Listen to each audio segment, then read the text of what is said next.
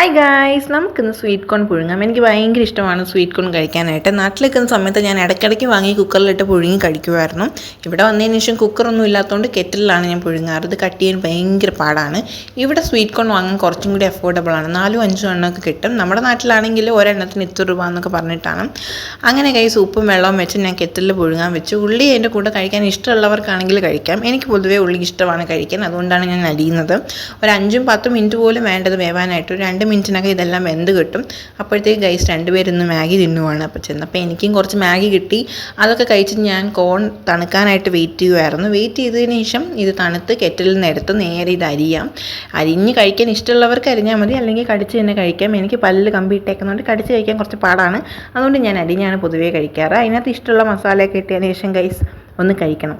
അടിപൊളി ടേസ്റ്റാണ് ഗൈസ്. സ്നാക്കായിട്ടോ ഡിന്നറായിട്ടോ എന്തായിട്ട് വേണമെങ്കിലും കഴിക്കാം. അപ്പോൾ ഇന്നത്തെ വീഡിയോ ഇത്രയേ ഉള്ളൂ. Bye bye.